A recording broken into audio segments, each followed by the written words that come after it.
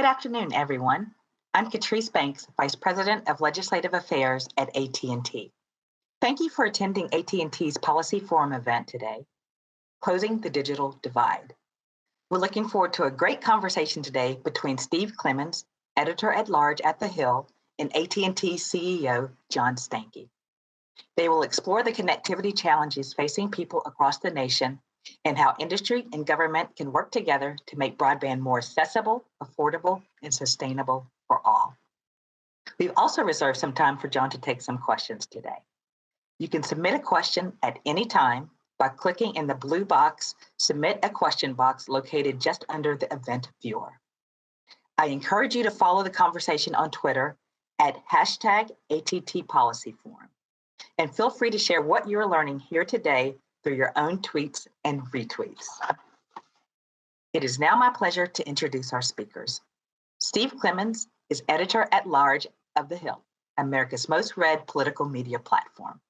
Steve previously served as Editor-at-Large at The Atlantic and has been a longtime contributor on political and economic issues for all of America's leading cable news networks. Steve also shares his insights through his own political blog, The Washington Note. You can follow him at SCC Clemons. We are also excited to be joined today by John Stankey, CEO of AT&T. John assumed the role of CEO in July of 2020, and this is his first AT&T Policy Forum event in this role. You can find more detailed bios for each of our speakers on AT&T's Policy Forum website. Now, I'd like to hand the mic over to Steve to get the conversation started. Welcome, Steve. Thank you, Catrice. Great to be with you today. I love the AT&T Policy Forums and have benefited from many of them in the past. John, it's a pleasure to meet you remotely. I know you're in Dallas. It's really nice and balmy here in Washington, D.C. today. How is it going in Dallas? Well, we're in better shape than we were this time last week, that's for sure. And, there's a lot of folks who've been through a fair amount of hardship, but as we can only do here, we went from 14 degrees Friday morning to 72 on Sunday. So we're wow. Kind of back into our normal weather pattern now. So whiplash. Okay, well, that's good to hear. Well, look, in the last year, John, we've all seen, I remember for many years talking to folks in the digital and the information technology space. We're all going digital. The analog world is ending. But, when you look back, it really didn't happen until COVID hit. Then the people we loved, we talked to online. We did our work online. 60% of America's online. I'd love to get your insights into how stable or wobbly our digital and communications platforms are as you see it right now. I'd observe on a couple of fronts. There's the technical aspect, and then there's the human behavior aspect. On the technical aspect, it's a great testament to, I think, when we have a pro-investment stance from a policy perspective, and you look at the massive migration of traffic that occurred out of urban centers into residential communities, the way that multi-mode platforms started to evolve where people are doing things on their mobile devices as they're out busy picking up their children or doing something that they have to do midday to survive. The networks performed incredibly well. When you think about, 30, 40% of traffic increases in residential areas and seeing how well and how resilient those networks were, I think that's a great testimony that we probably got policy right for at least a portion of the population and didn't have the kind of dynamics or issues that you saw maybe in some other countries. In addition, if you then think about what happened from a human behavior perspective, the networks have been capable of doing this kind of thing for a long time, but folks were either underinvested in their terminal equipment that made for higher quality video conferencing, or there was this belief that you really had to physically be there to get work done. And the pandemic kind of forced everybody into fine-tuning those dynamics, maybe investing a little bit more in a higher quality audio and camera configuration, learning some of the dynamics around a quality video conference, and then finally having no other choice but to get comfortable with, is this an appropriate way to manage a relationship? And I think everybody's kind of gotten over that hump now. And I know a lot of my peers, as I talk to them, they're not going back to the way it was before because, frankly, they're a bit more productive when they don't have to physically be in a city to get something done all the time. One of the other things that we have seen and has been highlighted in this is that those that have connectivity are more resilient, able to handle much of what's going on. And then there's the stories of those who don't have as much connectivity, who don't have high-speed internet access. We call this the digital divide. It's been also called the homework gap for children and students that are in this. I was reading a report. It was actually on an AT&T site by the National Urban League that was looking at, digital equity and inclusion. And our topic today is closing that digital divide. I think this topic has been around really for a couple of decades. And I'm just wondering what your ideas are on actually getting us to the point where we can close that digital divide and move on to other challenges. Yeah, so, there's no sense in wasting a crisis, right? I think the pandemic exposed where the weaknesses were. And, Catrice opened up by talking about the realities. We have issues to deal with on what is affordable. We have issues to deal with on accessibility to broadband. And we have issues to deal with on the sustainability of some of our policy. If you start to, first of all, think about accessibility, in many instances, that's oftentimes a rural issue or a less populated issue. There are pockets in urban areas that physically don't have access to maybe the right kind of infrastructure to do things, but more often than not, the urban dynamic is an affordability dynamic. But the policy that has to go on are making sure everybody has at least an adequate amount of bandwidth, oftentimes is more rural or less densely populated. And so policy that drives us down that route is really important. It's good to see that the FCC, through the appropriations in Congress, now has the money to get a good handle on exactly where those locations are. I think there's been some good policy that's been in place. If you know where those locations are, reverse incentive auctions that put the right amount of subsidy in that you can't find because the market just won't develop itself. There isn't enough density to make money. That subsidy gets people over the hump. Private companies will then come in and build, put that infrastructure in place, solve that problem. We just need to make sure we're doing it in the right place and that we have the right structures on those reverse auctions to get that done. Then you think about affordability, which is really the urban story. We've got Lifeline that's been in place, but frankly, it's a program that, while it served us well, it was built out of the voice era.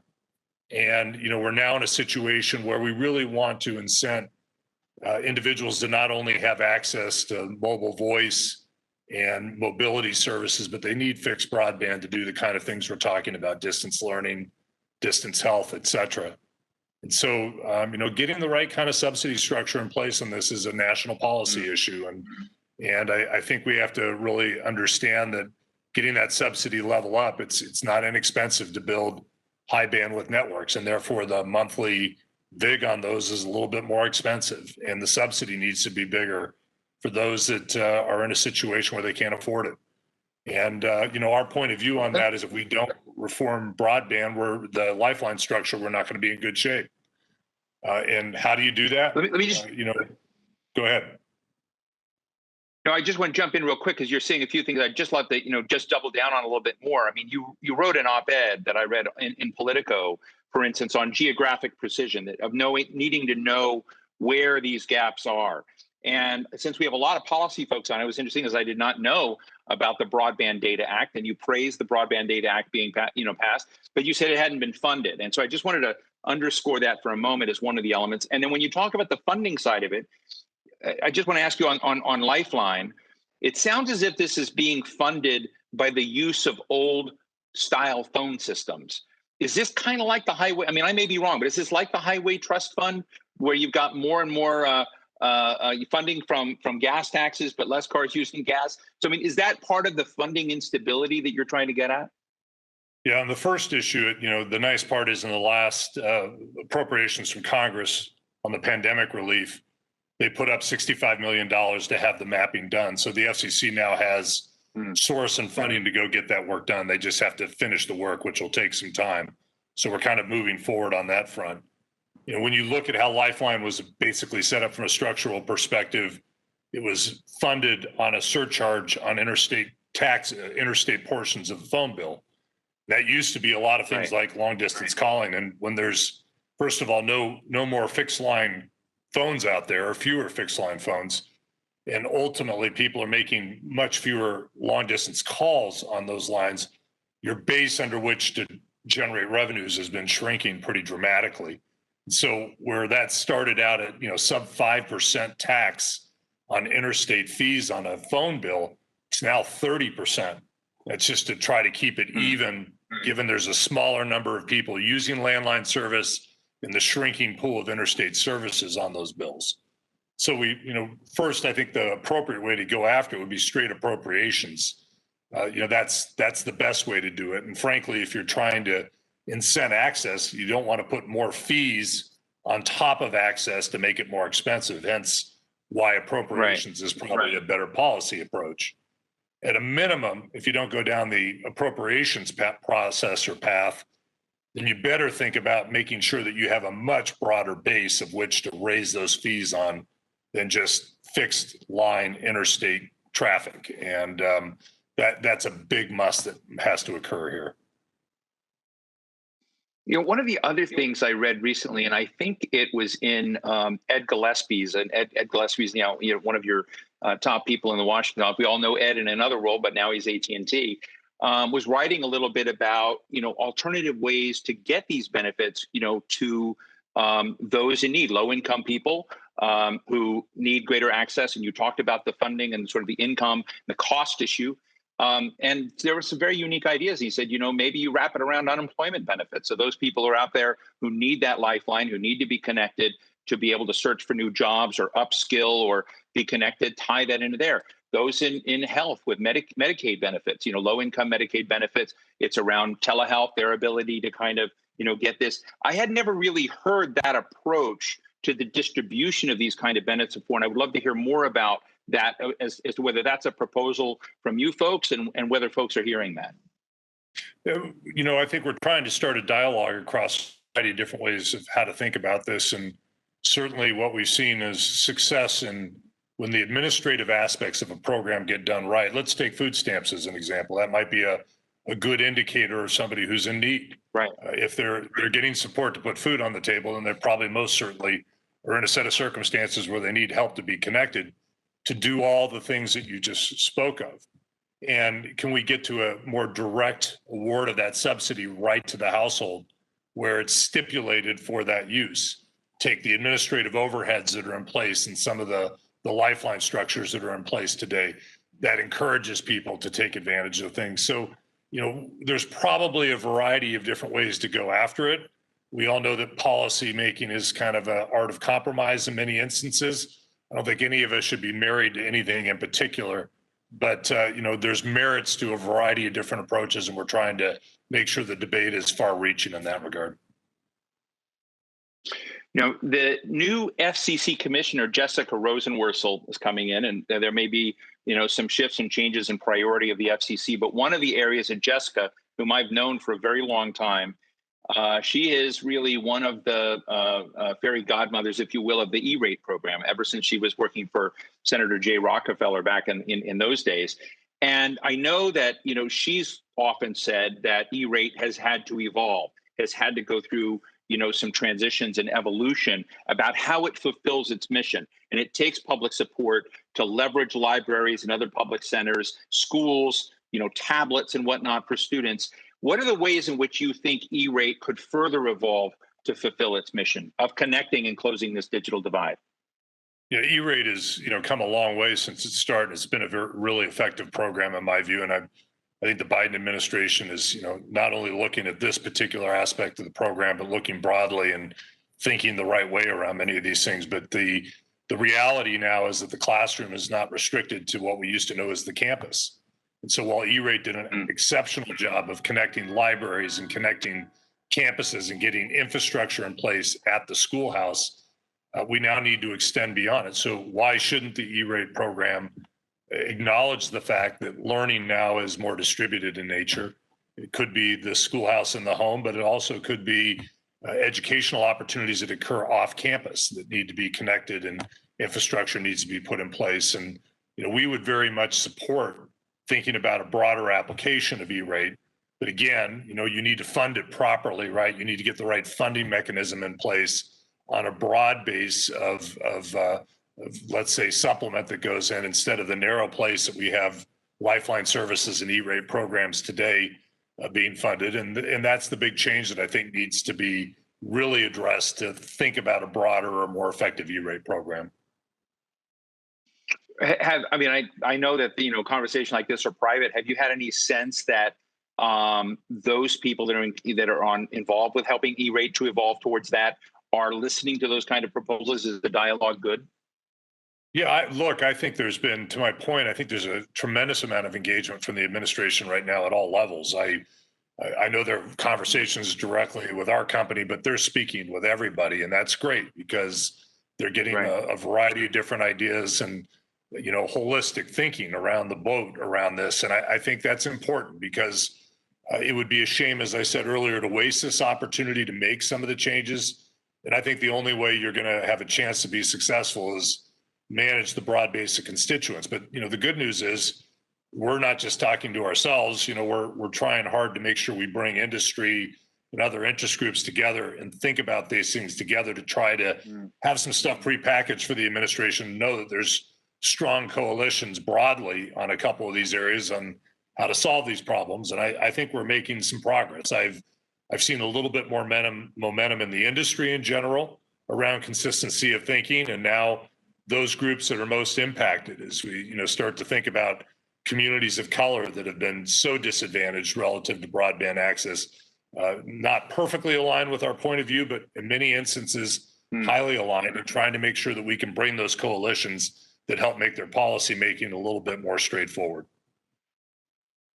I was interested in how you sort of divided, the urban areas and the rural areas and connectivity and access at the beginning, which is, my book, The Right Framing, and that the cost side of, fiber going everywhere in the rural area is so astounding that it probably isn't doable. What are the new methodologies, the new technologies that are evolving that can help get to that last mile problem, that can deal with, thinking of education in the Appalachians, for instance, in which you've got 25% of Ohio school kids without constant high-speed internet access.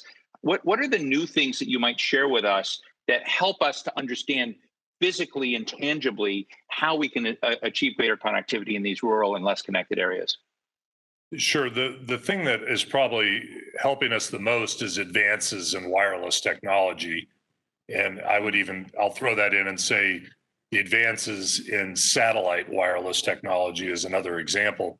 But when you start thinking about what the promise of 5G is, when you look at the utilization of spectrum and how much bandwidth you can get on each megahertz of spectrum that you put out in the infrastructure, and the policy shifts that are occurring of putting more spectrum in place, means that we can actually push more bandwidth on a wireless basis.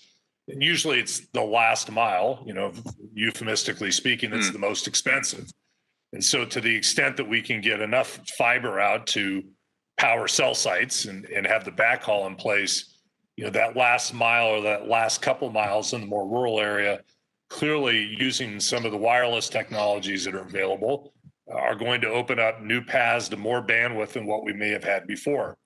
Similarly, in extremely rural areas, low Earth orbiting satellites that we're now starting to see show up in deployment and technology hold promise.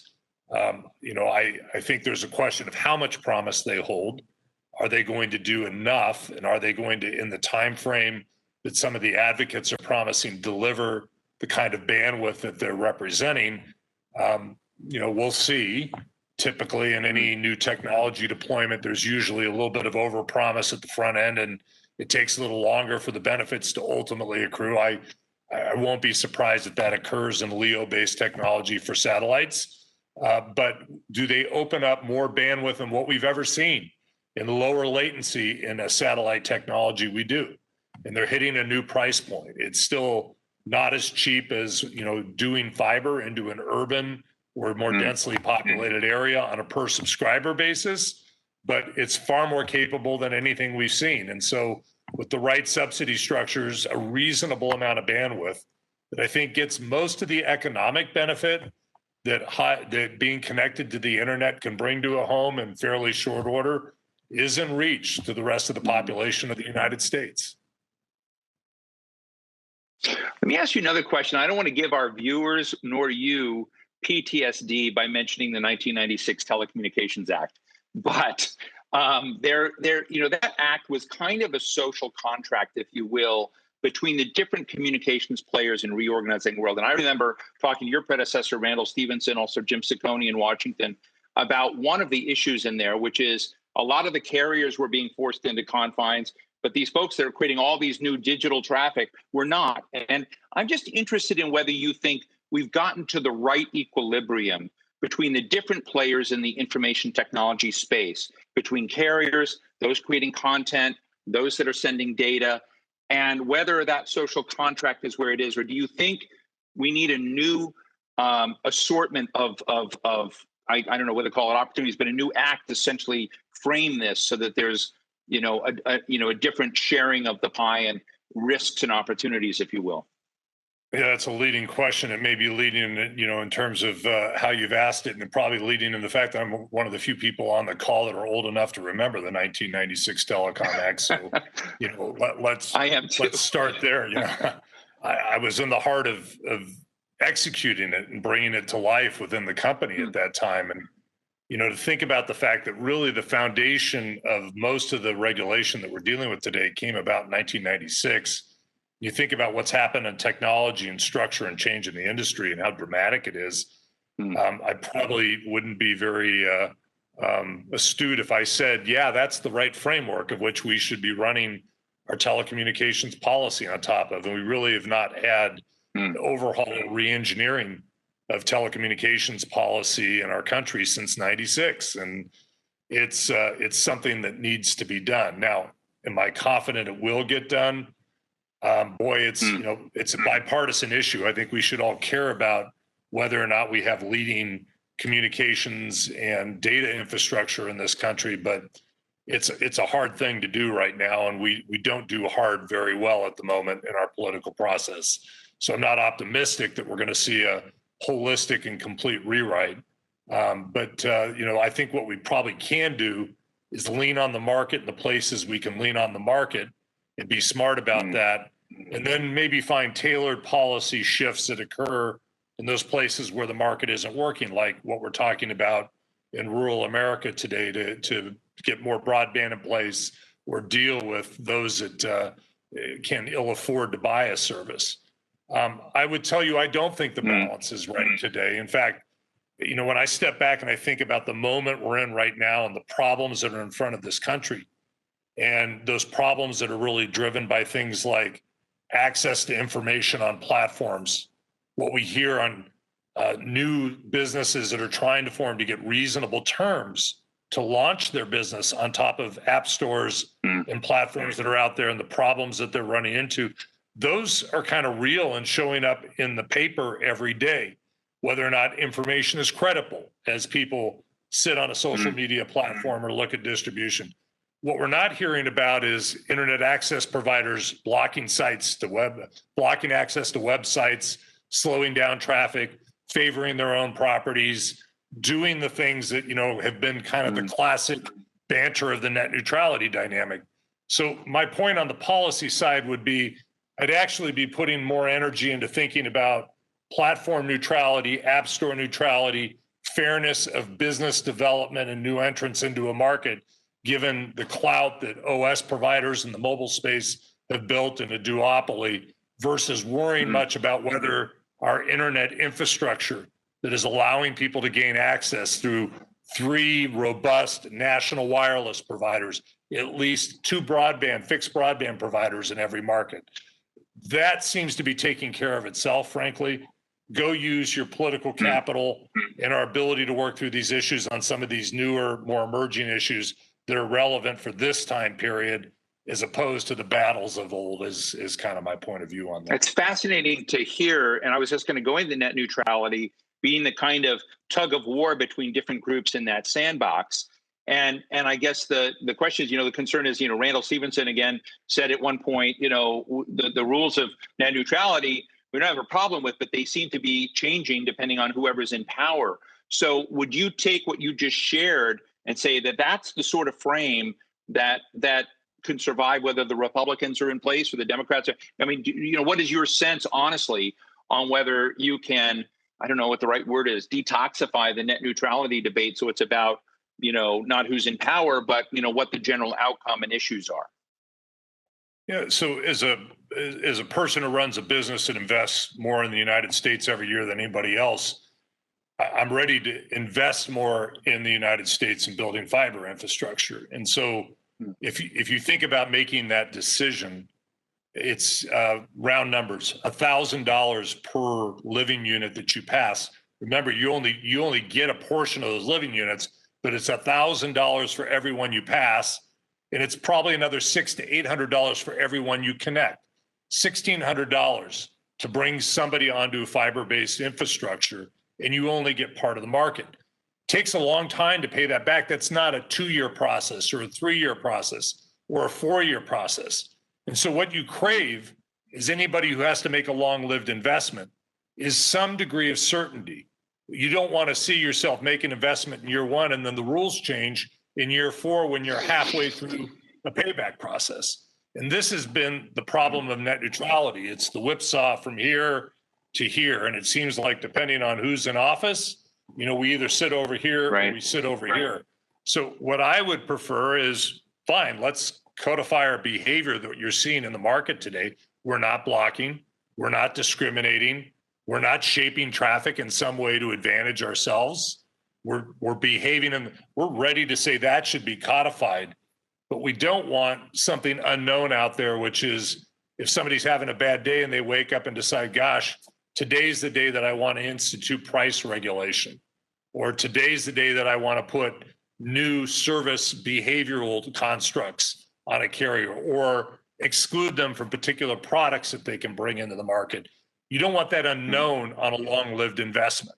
And so I think from our point of view, we'd love to get into a position where maybe something along the lines of where we were in 2010 under the Janikowski FCC, a construct like that we could codify and live with in perpetuity and not challenge from a litigation perspective and get on with life.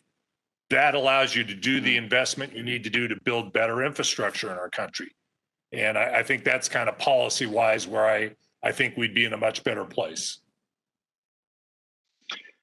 Great answer. Let me ask you about a meta topic that just interests me. And I've always looked at communications and connectivity, not just only as an American national issue, but also a global issue. And, with solid communications, you're able to connect with people. Hopefully trust rises. But in the comm sector, particularly as we look at 5G, there's a kind of collapse of trust out there. Which nations are making what equipment? And I know that AT&T is part of the 5G equation, but you're not building the same elements that a Nokia and a Samsung and an Ericsson are, or a Huawei. I'm just interested in your insights as we kind of look at retrofitting cities, new sensors, data being sent everywhere along communications networks. How concerned are you about the world dividing over, say, the Huawei issue or 5G? And I guess my second question is, does America have a candidate? Could it be AT&T? Is there another candidate? Because it seems like you've either got Europe or Korea as a response to China. And I just ask, as we kind of go through these debates, where are we going to have the infrastructure builders and makers we need and that you need? Yeah, Steve, it's a really good question. And, if we had 3 days, we could probably fully drain the number of issues you raise here. But, first of all, on your question of do I see division occurring? The answer to that is yes, I do. I see division occurring, first of all, at the level of the internet. I mean, let's be honest about it. The internet in China is different than the internet in the United States. And I think it's entirely possible that, we're going to see further bifurcation of the internet based along political lines and country policy as we move forward in time. And then you get to the technology under which infrastructure is run. Is there going to be bifurcation on the technology? Yeah, I think that there is going to be more bifurcation at the standards level and as people become more aware of what some of the risks are. Now, I will tell you, I sometimes chuckle at the debate because, for example, the way you frame the question, people want to say, gee, 5G is this issue. We need to be cognizant of what the native supply chain is and where elements are coming from for 5G. Well, there's an awful lot of devices in everybody's household today that are connected and that do things, whether it's a TV set hanging on the wall that has a camera and a microphone, or whether it's a device that's a Wi-Fi device that somebody puts in their home to pick up network connectivity in their house and run all the devices that they choose to use on their Wi-Fi network. There's a lot of stuff in that supply chain that you probably couldn't be very precise in knowing where did the silicon come from, who wrote the code at every level of that silicon. Is it in fact pure and clean? Is it subject to compromise? I would tell you we've got issues broadly across infrastructure in our country and every country around. This is not just a 5G issue. Now, have we been a responsible player in our network infrastructure and how we built it over time? AT&T a long time ago made a decision for a variety of reasons that we did not want to use Chinese-based suppliers for key parts of our infrastructure. One of the reasons, not just a cybersecurity reason, but the business models that are sometimes used in, let's call it procurement of intellectual property to ultimately resell into the market at different rates. We didn't think that was a good process or a good policy to support. And so we've been really careful about that over time, and we're going to continue to be careful as we move forward. And we're building very robust, very secure networks. We have a lot of capability in understanding how to monitor traffic on our network to see if there's anomalies and things going on, but we're never going to be perfect. I mean, risk in cyber is there for everybody today. Somebody's a liar if they're telling you they don't have cyber risk or they don't have somebody who's compromising their network. It's a question of how you manage and maintain those things. And I don't know that AT&T is necessarily the right place for the national champion to be an equipment manufacturer. That's not what we do. It's not what we're good at. Should there be an American-based firm that chases that? I'd let the market decide whether that's appropriate. I think, frankly, we see good equipment and good intellectual property being created in other partners that are close to the United States and do a good job with the right kind of development of that supply chain, the monitoring of the supply chain, the right techniques and methods in managing your network when it's up and operating.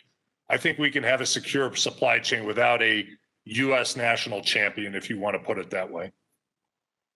I appreciate that. We've just got a few minutes, folks, and then we're going to begin going on your questions, but I'm going to try to get a few lightning round ones in here. But John, one of the issues I'm very interested in, I've really liked about AT&T in the past, is another element of digital divide, not one often talked about, which is upskilling. A lot of people don't know the digital world.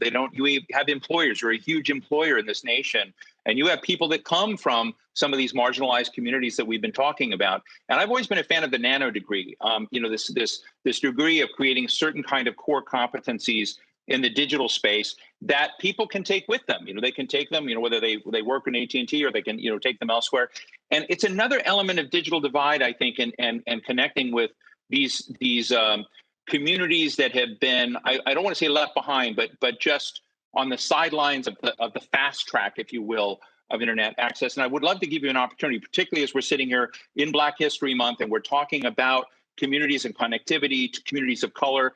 To what degree do you look at as one of the key roles as an employer, connecting with these communities, trying to help generate and support the evolution of these skill sets and getting them launched into a more economically productive track? It's really important to us, Steve, and it's a great question. I mean, we have 230,000 employees roughly in our company, and we have a large percentage. Everybody who works at this business makes a middle class or better wage. They have health benefits and they have all the trappings that come with a true career. And we need to do intake with people that have, they're not maybe computer scientists, but they need to have some capabilities to work in the digital and technology space.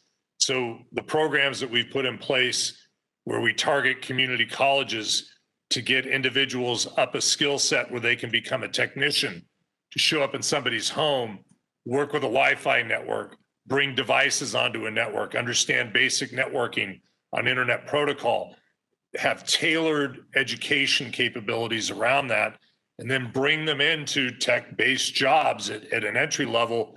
That's been a big part of our work and our business. If you look at what we've done through the foundation, focusing on high school literacy and high school graduation. Why?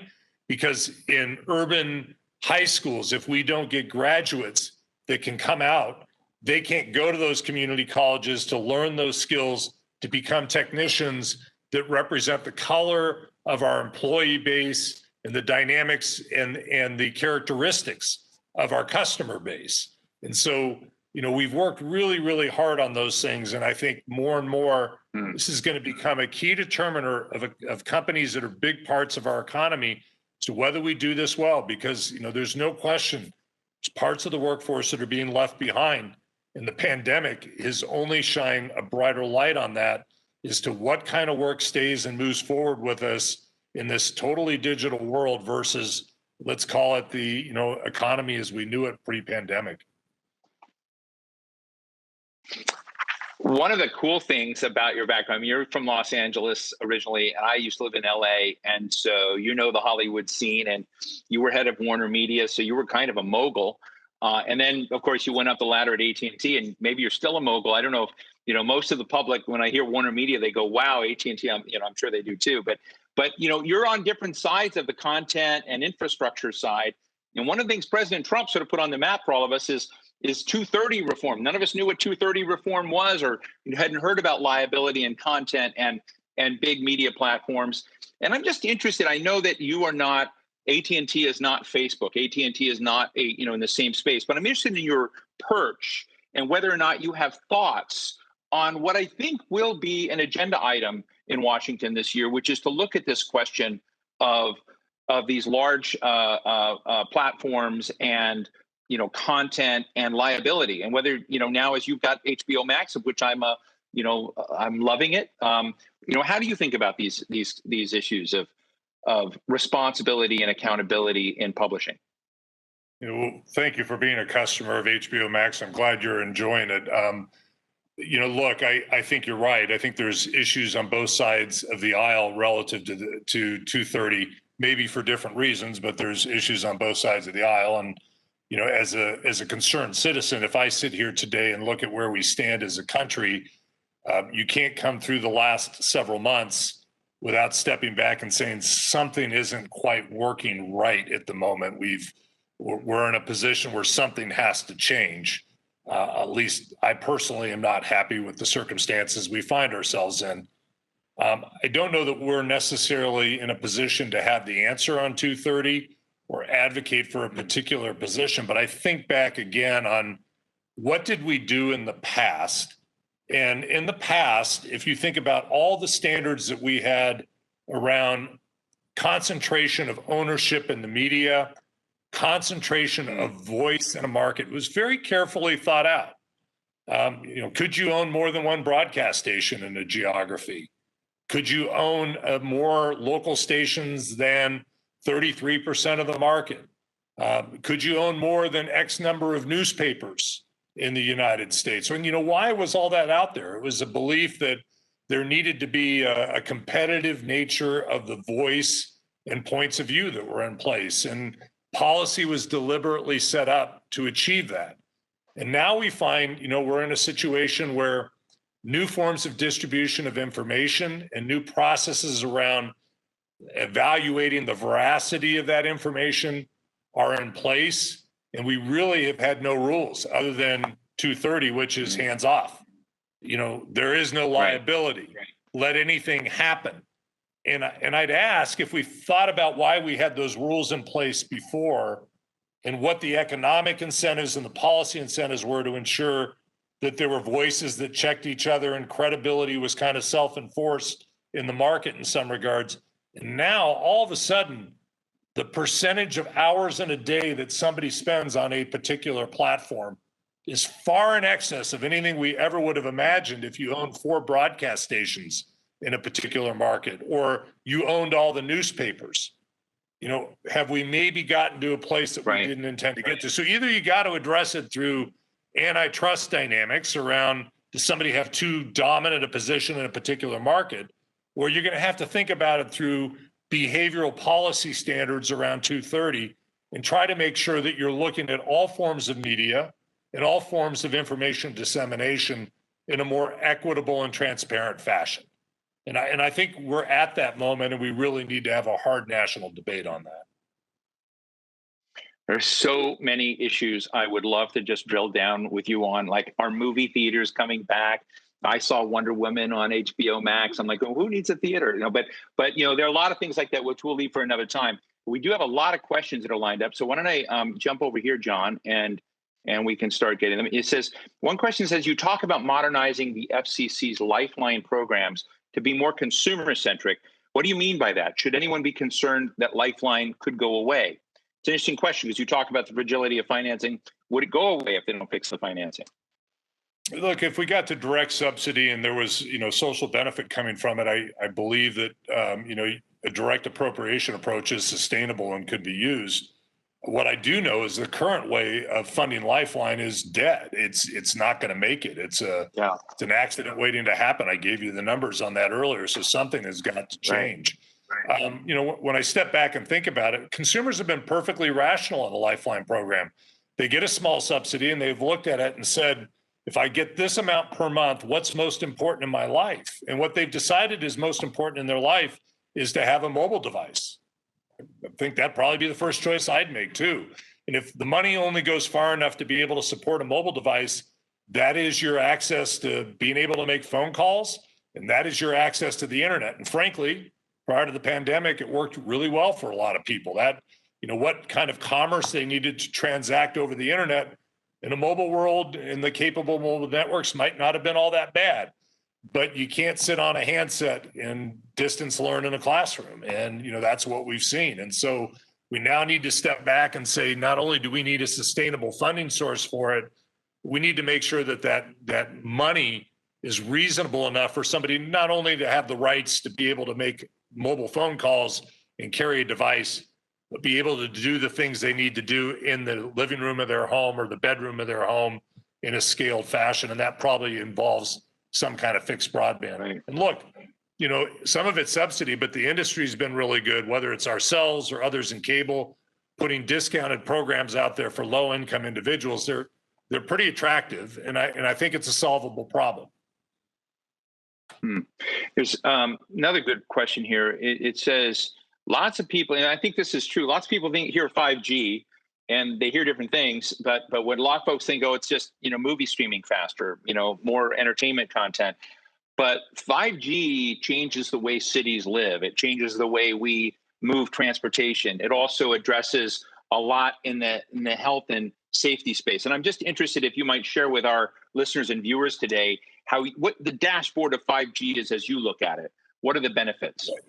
It's a really good observation, Stephen. I probably, if that's the point of view that somebody holds, I advocate, why don't we go back to, the 2010 timeframe and talk about how people were thinking about the dawn of 4G LTE at the time it was coming about. Well, I already get 3.5 meg today on my handset. What good is 12 meg going to do? And the reality is what good 12 meg did is it opened up all kinds of new business models that didn't exist before. Yes, video streamed consistently and better on the handset, but then how many other things came on top of video streaming on top of the handset? Suddenly, you could talk to your therapist or psychologist over your mobile device. Suddenly, the amount of traffic that could carry over the network allowed for ride-sharing services to be able to understand where cars were and people were and how fast they could get to you. But there was all kinds of things that happened in the business model that was because of that next generation or that next leap in technology. 5G will be no different, and you touched on some of them. The fact of the matter is that the technical foundation of 5G will allow for things like autonomous vehicles to operate more effectively because of lower latency and the amount of bandwidth that can be carried out, and the nature of the architecture of putting compute at the edge where that car can get it very, very quickly to make that instantaneous decision of how to manage itself. When we look at how the network is layered and what occurred, we learned a lot about network security over the last decade. 5G brings in all kinds of layering of security that allows us to do the things that we were talking about earlier to ensure that we can find questionable practices of traffic and keep them from being a real problem on the network or a problem to the individual. So there is going to be innovation that comes in 5G, but like everything, the first year, it's not all going to happen, but by year 5, you're going to look back and say, well, how did I do without it? How did I not have this real-time sensing and monitoring capability in my home that I didn't have before that 5G enabled? How did I get this medical device that I get to wear around with me that allows for traffic prioritization to ensure that my meds are administered properly when there's a tweak in something that goes on in my body? How did I live before that? That will all start to happen with 5G. Great. John, if there's one issue that I've been listening to and hearing as being a dire need of the nation that gets talked about and then not done over many presidential administrations is infrastructure. But maybe, law of averages is eventually, something may happen. And it's certainly being discussed. And so as part of the infrastructure question, we have a question here about private investment in networks and deployment is significant. What are the pieces of the regulatory puzzle that need to be in place to incentivize investment? I want to just piggyback on that and say, if you do get a major infrastructure push of the Biden administration and this Congress, how could they screw it up and how could they get it right? What are the most important pieces that you think, particularly within communications, that are vital? Well, so Steve, I think one thing I would tell you, to get the policy right, I think awareness is important. And as we talked about at the front end, if we can't get something done on infrastructure and broadband access now, then we're probably never going to get it done. I mean, I can't think of a better time. And one of the things we're trying to do at AT&T to help that along is we're doing some work with third parties right now and actually trying to help everybody quantify and understand that, frankly, this kind of infrastructure may be accretive to the nation very quickly on economic growth, tax-based growth, employment growth, that it's actually not a cost. This is something that will be beneficial to the country overall and pay back relatively quickly. And we're using a number of third parties to help us quantify that and understand it. I mean, I know that, for every $1 billion invest, how many thousands of people that I have to hire to do that and what it does to employment in the workforce. But when we start talking about what the benefits are of telehealth, when we start talking about what occurs in employment, what kind of growth can happen in cities that are more remote or smaller in nature because people can now work effectively from it. There's real economic value and there's real social good that comes from that. And I think once people understand that and actually can quantify that, the policy decision becomes easier and the will to move forward on it becomes easier. And we're trying to move that along with some of the work we're doing and hope to have some of that in the public domain in the coming month or two.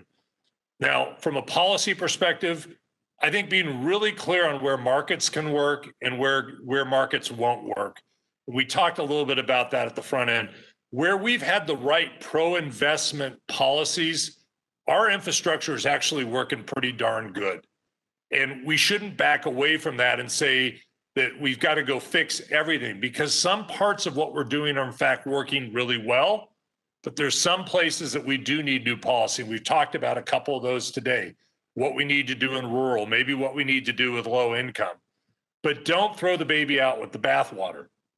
Keep pro-investment, market-oriented services and solutions in places where it works, but adjust policy in places where we've seen lag. I get a little frustrated sometimes where people like to say, well, let's look at the United States. Is it doing as well as other places? Look at Korea. Korea has more bandwidth per handset than the United States. Well, yeah, okay. Korea has 5-6 times as many people as Manhattan in the state of Indiana. Unfortunately, we have the 50 United States, 330 million people spread out over a territory. our infrastructure needs solutions that are appropriate for our country and our infrastructure. And I think by and large, we've gotten many things right. Let's work on the things that aren't quite right, as opposed to just try to say it's all wrong. We're still trying to fix that Louisiana Purchase set of problems. Here's a really good question. It's sort of long, but I really like it. And it'll push us a little bit. The main concern for internet policy is and should be determining the kind of society we want to have, what social issues we want to address, what kind of limits on speech and information are appropriate. These are hard questions, so the policy debates are couched in pseudo-technical terms that reflect advocates' fundamental lack of technical understanding. This is the questioner. What is going to take to refocus the discussion to things that really, where we're really trying to achieve as a society? And I would throw that again with respect to Black History Month, race and inclusion, diversity, gender. When we think about, bringing everyone in, you're not just running a company, you're also looked at as a national leader in this. I'd just be interested in your insights into what kinds of things they may not even be in your control, but what kinds of things we ought to be doing to try and help shape a more inclusive, a more just, a more fair society. Yeah, I get back to where I kind of started the discussion because I think incentives are really important. And you have to understand the incentive for what anything is set up to do, what the market drives, what the incentive is of a particular company and how they're making their money. And then ask yourself, is that incentive aligned with the policy you want to achieve? I start this with, I think we're all married to free speech, and I don't think we want to do something that crosses the line of that. But we also want a well-functioning society, and we want to make sure that people have the information they need to be able to discern truth from fiction. Now, let's understand what the incentives are that are in place that drive that to occur, as opposed to what's the enforcement regulation that has to be in place that isn't adaptable or doesn't change effectively with the market. So, my point of view on this is we ought to have the debate and make sure that we protect what we think is important to our democracy, what has been the foundation for it for a period of time, but then ask ourselves, are the incentives set up in a way to get us to a place that we're happy with? And my guess is if we really started to tear things apart today, we'd understand that maybe the incentives aren't right, that maybe they're outsized for some entities in some cases, and that's what's driving the behavior. Then come up with a policy that aligns the incentive with the outcome that you want. And in that case, I think it's worked really well for us as a country for many decades. We just have had very significant shift in the capital structure of this country, very significant shift in the economic structure, and very significant shift in the business model. And I don't know that we've tuned up our thought process around policy and approach based on that. There's another, I'm going to get in a couple other quick ones here. It says, Acting FCC Chair Rosenworcel yesterday circulated the Emergency Broadband Fund Order as directed by Congress. There's some concern that the $3.2 billion will be exhausted pretty quickly. And I've noticed in some of the reports from AT&T, honestly, just to piggyback on this, that, that you say it's going to take, I think between $6 to $11 billion to close some of these gaps and $4 to $8 billion a year after that. So I'm just interested in this $3.2 billion. Is it just woefully short? What are your concerns about the funding? Well, I think I don't want to get in the head of everybody who voted for it, but I think the intent of the policy was a bridge to the stress that the pandemic has put on households. And as a result of that, should there be some money targeted to ensure that during this stress period, folks can pay and ensure that they keep their broadband up and running, or if they need to buy it to be in school, that they have a means to do that, with some belief that, there may be a bigger infrastructure package down the road, and the pandemic and the economic recovery may come at some point. The pandemic ends and economic recovery may come. So I don't think that money was appropriated to be the be all end all. I think it was more of a Band-Aid to deal with some problems that were in front of us right now. And then as a result of that, by definition, it will probably be inadequate simply because it's not intended to be appropriation in perpetuity. Let me just ask you a final fun question. So you're from Los Angeles, right? You grew up on the West Side somewhere, I take it? Born in Berkeley, raised in LA. That's correct. in the beach cities So of you get Los the whole. Angeles. So I was out to Berlin. So I want to have some fun with this. I sort of looked at the West Coast and innovation and people in Hollywood or in the biotech sector or whatever they were as people that were innovating so out of the box, just creating these incredible innovations in the country. And I remember being at a dinner in the West Coast once with some of the founders of Google and Oracle and other places. And the dinner was around, what could technology do to help us end death? And there were a couple of Washington types in the room that said, that's going to be terrible for entitlements. And it just got for a moment the difference between the innovative world, the world of, certainly the business and innovation world, and the regulatory world, the side of, where DC is. You're in Dallas, so you're kind of like 1,500 miles between Los Angeles and DC now, both ways. So as you sit as a bridge and you think between that world of innovation, that West Coast DNA in you, and the world you're talking to today in Washington, I'm just interested in, as we talk about these big purposes of closing the digital divide and bringing this, what would be just a couple of elements of talking to both sides you think we need to do to be more successful partners in the regulatory world with that world of innovation and technology and the promises it have? I know it's a big topic and you've got like a minute, but you were the guy in LA who's living in Dallas who's talking to DC and the world. Relative to the digital divide, I mean, there's an incredible amount of wealth and an incredible reordering that's occurred from this innovation you allude to on the West Coast. And if you think about it, it's not the emerging part of the economy anymore. It is the bulk of the economy. And look at the capitalization, the stock market today, and what companies represent it. So we've seen a reordering of the economy. And if you're going to deal with not just the digital divide, but if you think about what's necessary to bring society along for reasonable, well-paying jobs that allow people to enter into the middle class, that have the ability to build those base entry-level technical skills that we were talking about and move up the continuum, I'd probably say what needs to happen is make sure that the percentage of the economy that new ordering represents is in fact carrying along with it the burden of the rest of society with it. Because I think we're actually probably still very much looking at the traditional economy, the responsibility it has to social good, the balance that has to occur to it. And maybe as we start to think about subsidy for entitlements or what have you, we need to think about where the money has gone in the economy and what's happened and ensure that policy is aligned to that burden and that discrete support for policy gets carried equally in relative to the economic value that each part of the economy is creating.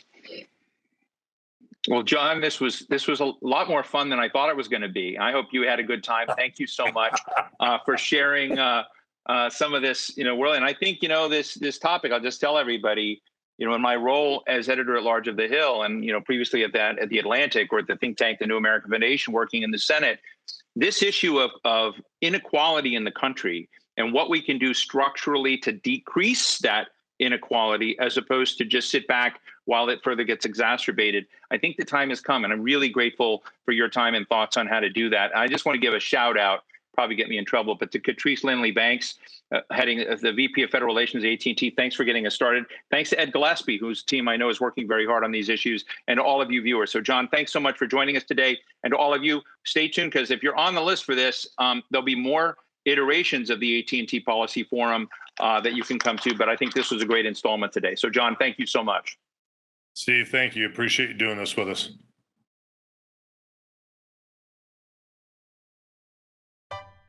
To learn more about AT&T, subscribe to this channel, visit the AT&T newsroom, or watch more videos in the playlist seen here.